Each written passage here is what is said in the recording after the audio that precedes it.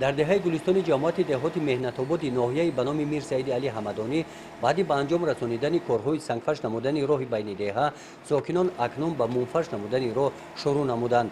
در این کار نجیب همه ساکنان دهه فعالانه اشتراک می نمایند.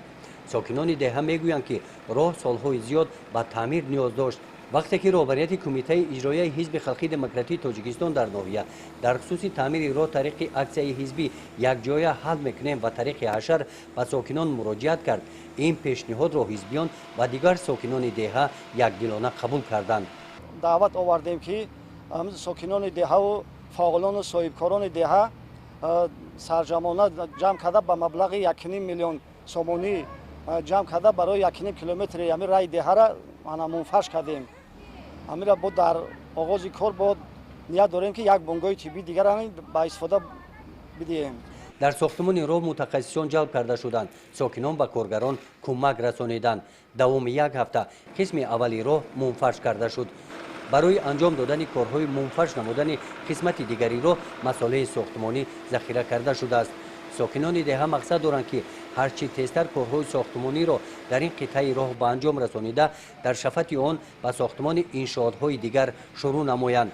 تعمیر و از نوسازی راه‌ها باشد در دیگر دهه‌های حدود جماعت دهات ناحیه طریق اکسیای حزبی ادامه می‌یابند. در دایره اکسیای حزبی یک جای حل می‌کنیم.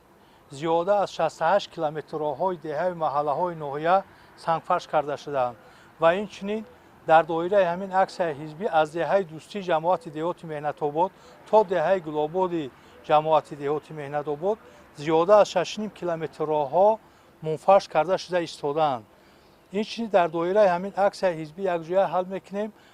با 13 مؤسسه تعلیمی مسائل ساختمانی از طرف کمیته اجرایی حزب دسترس کرده شده است. در نظر است که در دهه حسن آباد جماعت دهات مهنت‌آباد قبورهای آبگذرانی گذرانده شدند و در روزهای نزدیک با آب با صفت آشامیدنی تامین کرده می شود. همینطور ساکنان باننگ و ناموسی ناحیه به نام میر سعید علی حمدانی شکرانه استقلالیت و آزادی و صاحب وطنی و صاحب دولتی نموده جشن 30 سالگی استقلالیت دولتی جمهوری تاجیکستان را با تشبس‌های سازنده و بنیادکارانه در سطح بلند آمادگی‌ها استقبال می‌گیرند. گزارش خواجه نظریف خدای نظر ظهوروف از ناحیه به نام میر سعید علی حمدانی برای برنامه اطلاعاتی نوید.